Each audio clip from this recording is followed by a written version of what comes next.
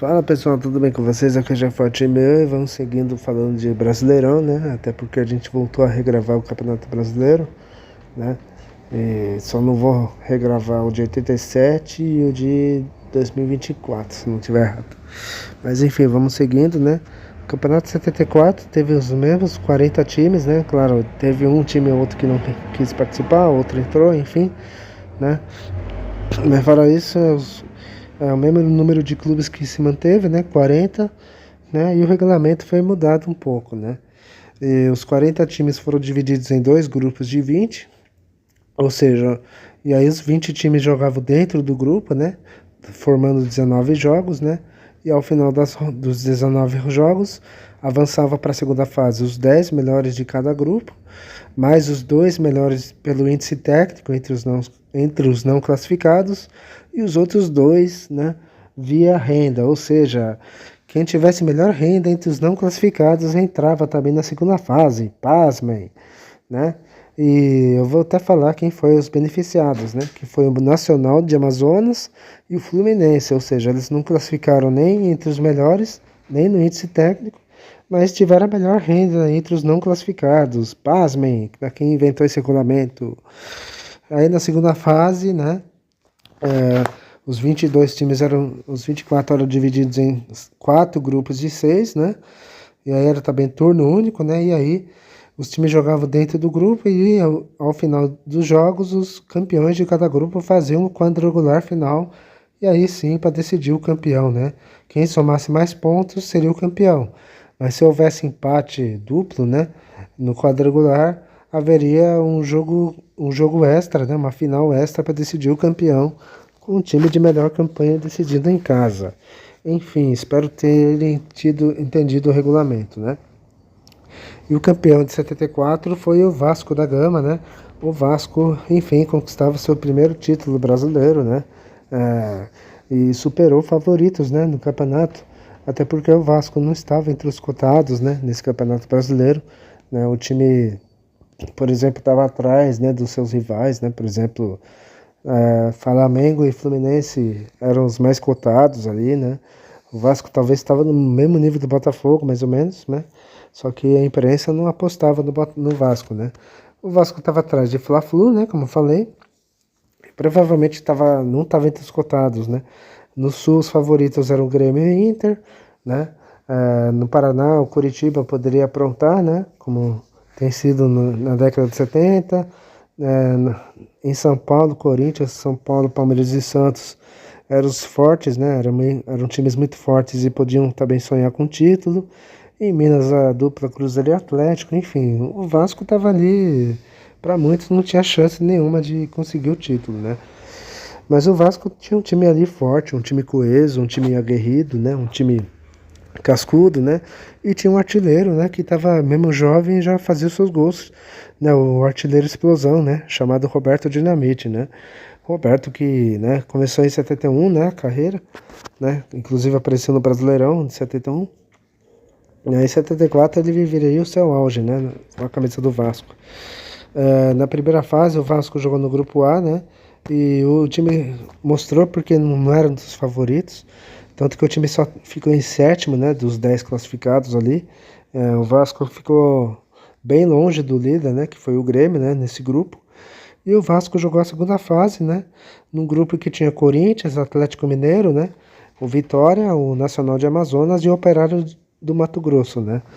E o Cruz Maltino mostrou sua força, né? Cresceu ali, passou a crescer e batendo inclusive Corinthians e Atlético, né? 2-0 em ambos, né? E sendo líder do grupo, né? Sem levar gols, inclusive. E aí o Vasco foi para a fase final encarar os favoritos, né? Cruzeiro, né? Cruzeiro de Ziceu Lopes, de Raul Plasma, né? Nelinho. O Santos de Pelé, né? O homem, né? Pelé. E o Inter de Falcão, né? Ou seja, o Vasco era o patinho feio ali, né? Mas, né, o Vasco estava embalado e com muita raça e muita superação e a força da torcida, o Vasco acreditava que poderia sonhar. Na primeira rodada, o Vasco venceu o Santos de Pelé por 2-1, né? Com gol do Dinamite ali aos 43 do segundo tempo, enquanto que no outro jogo, Inter e Cruzeiro empataram 1-1. Na segunda rodada, Cruzeiro e Vasco empataram 1-1 no Mineirão, enquanto que Santos e Inter venceram 2-1. E só um detalhe, tá? No jogo de Cruzeiro e Vasco teve um jogo muito polêmico, tal, né? Dirigentes do Cruzeiro invadiram o campo para protestar contra o juiz Sebastião Rufino, tal, e, enfim, foi um jogo tenso ali, pegado, e que teve confusão. Dirigentes do time mineiro invadiu o campo para protestar, enfim. E guardem esse jogo que ele vai ser importante. Enquanto que no outro jogo o Santos bateu o Inter 2-1. Acho que eu falei já, né? Enfim. E ao final da segunda rodada, né? A situação estava assim: o Vasco com 3 pontos, né? O Santos também estava. O Santos estava com 2, o Inter estava com 1, o Cruzeiro também estava com 2, ou seja, a situação é assim: Vasco 3, Cruzeiro e Santos com 2 e o Inter com 1, né? E a situação era assim: o Vasco tinha que ganhar o seu jogo para ser campeão. Podia até ser campeão se empatasse, mas aí teria que torcer para que Santos e Cruzeiro tivesse empate também e tal, né? Enfim. E a última rodada, né? O Cruzeiro bateu o Santos 3-1 no Morumbi. O Vasco venceu o Inter por 2-0, né? Estava sendo campeão, porém o time relaxou no segundo tempo e o Colorado empatou 2-2. E assim o Cruzeiro e Vasco terminaram empatados em 2-2, né? Em 4-4, né? No quadrangular decisivo, ali na pontuação, e com isso tiveram que fazer o jogo extra, né? A final extra para decidir o campeão. De início, o Cruzeiro decidiria no Mineirão, né? Por ter melhor campanha que o Vasco e tal. Porém, o Vasco acionou a CBD, né? Alegando aquele problema lá do jogo do Mineirão, né? Que dirigentes do Cruzeiro invadiram o campo e tal.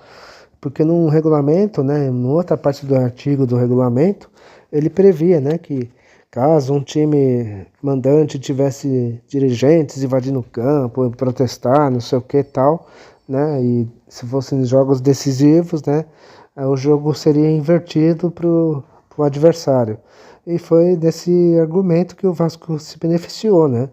E o jogo de início seria no Mineirão e aí o mando foi invertido e o jogo passou a ser no Maracanã. Os jogadores do Cruzeiro, dirigentes e tal, protestaram, né, contra a CBD, mas não adiantou nada. O Cruzeiro teve que aceitar e o Cruzeiro veio para o jogo, né. Outro detalhe é que o presidente da CBD na época era o Almirante, né, o Heleno Nunes, né, e ele era vascaíno, né, como todos sabem, enfim. E no jogo decisivo no Maracanã, né, no dia 1º de agosto de 74, 112 mil pessoas no Maracanã para ver Vasco e Cruzeiro, né? O Vasco com um time mais aguerrido, mais de força, e o Cruzeiro mais talentoso, né? Porém, isso não contou, né? O Vasco começou com tudo, saiu na frente com o Ademir, que fez um belo gol ali. Só que aí no segundo tempo o Cruzeiro foi com tudo e empatou com o Nelinho, né? Num chutaço de fora da área que foi no ângulo do goleiro Andrada, né? 1-1. O Vasco chegou à frente de novo com o Jorginho Cavoeiro, né? Numa saída errada ali do Cruzeiro e tal. E o Jorginho aproveitou e fez 2-1. O Cruzeiro empataria 2-2 com o Zé Carlos, né? Um lançamento ali, um cruzamento na área ali, a bola sobrou pro Zé e ele só testou, e só que o juiz, o Armando Marques, estranhamente anulou o gol, né? E aí houve mais protesto do Cruzeiro e tal, e falando que não estava impedido, que estava normal, enfim. Só que nada adiantou, né? O Vasco também teve um lance de gol impedido, só que o juiz também anulou, enfim. E o Vasco segurou o resultado com muita vontade, com muita garra. E assim o Cruz Maltino era campeão brasileiro pela primeira vez, né? Um título histórico para o time da Cruz de Malta, né? Onde o Vasco não era favorito e conseguiu superar os grandes favoritos da época para chegar ao título, né? A campanha do Vasco nesse campeonato teve 12 vitórias, 12 empates e 4 derrotas, né? O time que menos perdeu. E o Roberto Dinamite terminou artilheiro do campeonato com 16 gols, ou seja, o Roberto coroou a sua grande fase sendo campeão, enfim. O time base do Vasco campeão era Andrada no gol, a defesa era Fidelis, Miguel, Moisés e Alfinete, o meio campo tinha Alcir, Zanata e Ademir, e o ataque Jorginho Cavoeiro, Roberto Dinamite e Luiz Carlos, e o técnico do Vasco era o Mário Travaglini.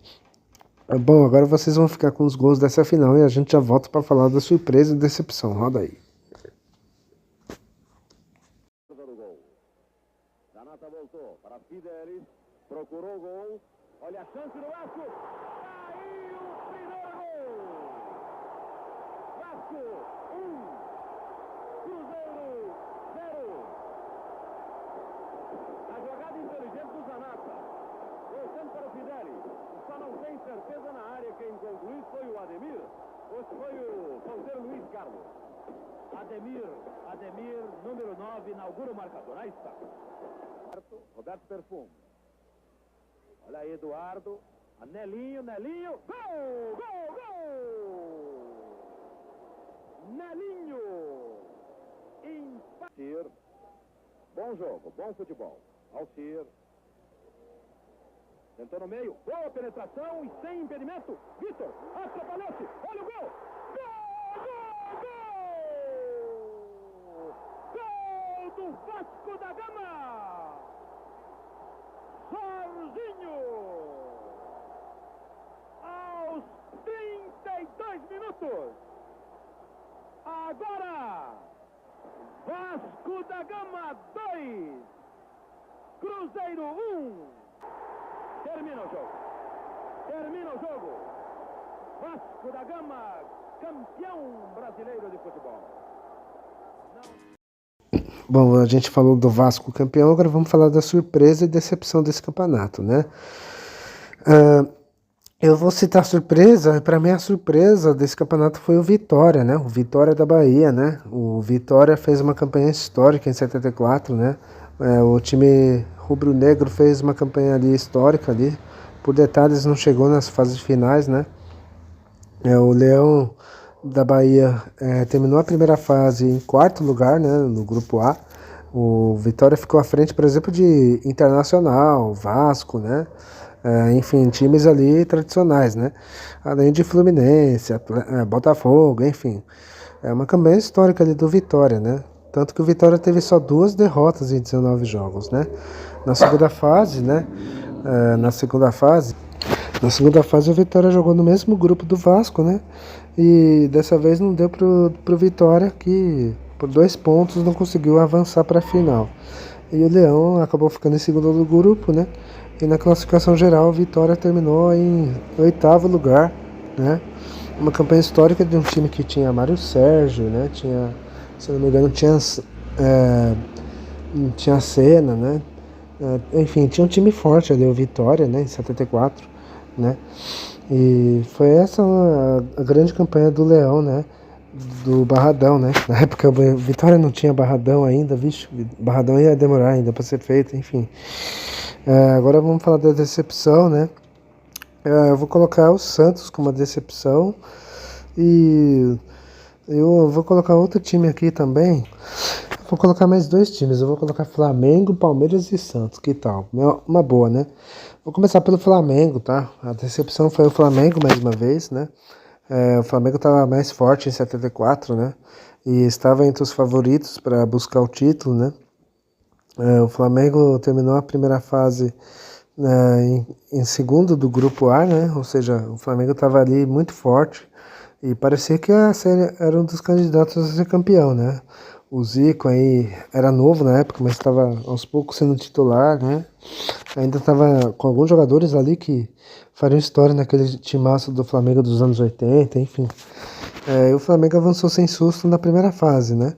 Só que na segunda fase o Flamengo dançou, né? O time não foi bem na segunda fase e ficou só em terceiro, né? De 6 times o Flamengo foi em terceiro, só o campeão do grupo avançava, né?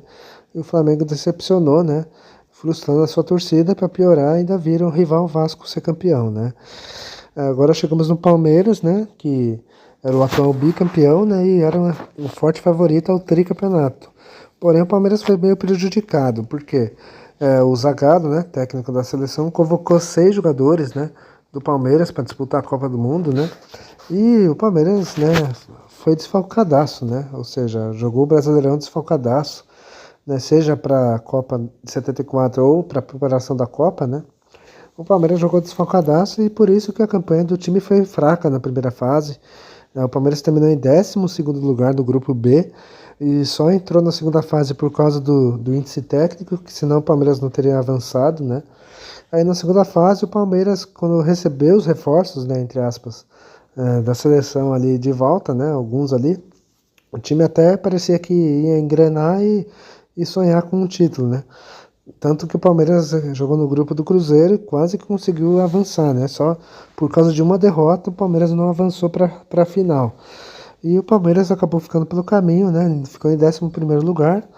Ou seja, muitos palmeirenses falam, né? Se não fosse por esses desfalques aí, né? O Zagallo ter prejudicado o time nessas convocações, o Palmeiras fatalmente buscaria o tricampeonato seguido e talvez até ganharia, né? Enfim. E por fim chegamos no Santos, né? O Santos para mim foi outra decepção, né? O Santos fez uma campanha tranquila na primeira fase, né? O Santos terminou em quinto lugar do seu grupo, né? No grupo B. Na segunda fase o Santos avançou para a final, né? Despachando o Grêmio ali, que era uma das forças ali, que estava mostrando força, mas nada assim de empolgar, né? Assim, mas... E o Santos, o time de Pelé chegou nas finais, né? E o Santos queria muito, né, ser campeão brasileiro porque o Pelé estava falando, né, que talvez aquele ano seria seu último no Santos e tal, né? E o que de fato acabou acontecendo mesmo, né? O Santos começou perdendo do Vasco na fase final, ganhou do Inter no segundo jogo, mas perdeu do Cruzeiro e frustrou o Rei, né, que queria muito ser campeão brasileiro no novo Campeonato Brasileiro, né? Mas o Santos acabou não conseguindo o seu objetivo, né? E o Santos decepcionou, né, nesse campeonato, né? O time era forte, tinha bons jogadores ali, né? E o Santos só teve 4 derrotas durante o campeonato, ou seja, poderia sim o Santos ter ido longe, né? Deixa eu corrigir aqui. O Santos teve 4 derrotas, foi na primeira fase, tá? Só ao longo do campeonato teve 6 derrotas. E fora isso, o Santos teve o melhor ataque do campeonato, com 41 gols, ou seja, fez mais gols do que o campeão, né? Enfim, e é isso, né, galera? Bom, espero que tenham gostado, tá? Dê o like, compartilha o vídeo, comenta também, é isso, tá? É isso, eu vou ficando por aqui, falou, até a próxima, tchau!